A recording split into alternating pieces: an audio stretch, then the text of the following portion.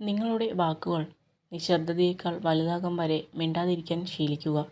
അർത്ഥമില്ലാത്ത വാക്കുകളേക്കാൾ നല്ലത് നിശബ്ദതയാണ്. നിനക്കെതിരെ എറിയുന്ന കല്ലുകളെടുത്ത് തിരികെ എറിയരുത്. കൂട്ടിവെച്ച് അതിന് മുകളിൽ കയറി നിൽക്കണം. എന്നിട്ട് എറിഞ്ഞവരെ നോക്കുക. അവർ ഒരുപാട് താഴെയും പ്രതികരിക്കാത്ത നീ ഒരുപാട് മുകളിലും എത്തിയിട്ടുണ്ടാകും. നമ്മളെ വേദനിപ്പിക്കുന്നവരോട് നമ്മൾ മറുപടി കൊടുക്കാൻ നിന്നാൽ നമുക്ക് അതിനേ സമയമുണ്ടാകൂ. അവർക്കുള്ള മറുപടി കാലം കരുതി വെച്ചിട്ടുണ്ട്. അത് കാണാൻ ക്ഷമയോടെ കാത്തിരിക്കുക. വാക്ക് ആർക്കും എപ്പോൾ വേണമെങ്കിലും മാറ്റാവുന്ന ഒന്ന്. പക്ഷേ വാക്കുകളിലെ കള്ളം തിരിച്ചറിയുമ്പോൾ കബളിപ്പിക്കപ്പെടുന്ന മനസ്സുകളുടെ വേദന വാക്കുമാറ്റുന്നവർ അറിയാറില്ല. ചിലരുടെ സ്വാർത്ഥ താല്പര്യങ്ങൾക്ക് നമ്മളെ കിട്ടില്ല എന്നറിയുമ്പോൾ അവർ നമുക്ക് സമ്മാനിക്കുന്ന പ്രതിഫലത്തിൻ്റെ ഒരു രൂപമാണ് ഒറ്റപ്പെടുത്തൽ. ഒരാളുമായി യഥാർത്ഥ ബന്ധം നിലനിർത്താൻ നിങ്ങൾക്ക് ആഗ്രഹമുണ്ടെങ്കിൽ അവരെക്കുറിച്ച് നമുക്കറിയാവുന്ന കാര്യങ്ങൾ മാത്രം വിശ്വസിക്കുക. മറ്റുള്ളവർ പറയുന്നത് കേൾക്കാതിരിക്കുക. നല്ല വ്യക്തികളുമായുള്ള സൗഹൃദം കരിമ്പ് പോലെയാണ്. അത് ഒടിച്ചാലും വളച്ചാലും ചതച്ചാലും പിഴിഞ്ഞാലും കിട്ടുക മധുരമാണ്. ജീവിതത്തിൽ എന്തിനും രണ്ടാമതൊരവസരമുണ്ട്. എന്നാൽ ജീവിതം മാത്രം രണ്ടാമതൊന്നില്ല. ഉള്ള ജീവിതം കരുതലോടെ സ്നേഹിച്ച് ജീവിക്കുക. എല്ലായ്പ്പോഴും ഒരു തുടർച്ചയാണ്.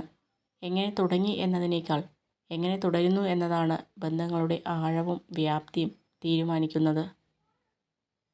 നമുക്ക് പറയാനുള്ളത് കേൾക്കാൻ ഒരാളുണ്ട് എന്ന് പൂർണ്ണമായി വിശ്വസിക്കാവുന്നിടത്താണ് സൗഹൃദം ഉത്കൃഷ്ടമാകുന്നത്.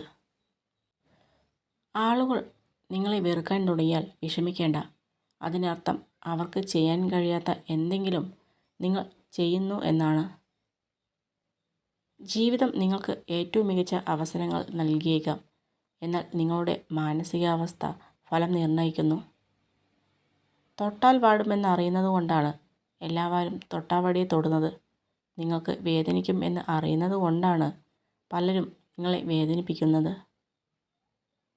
പ്രതീക്ഷിച്ച ജീവിതം ഈ ലോകത്ത് ആർക്കും ലഭിക്കുന്നില്ല. എങ്കിലും പ്രതീക്ഷകളില്ലാതെ ആരും ജീവിക്കുന്നുമില്ല.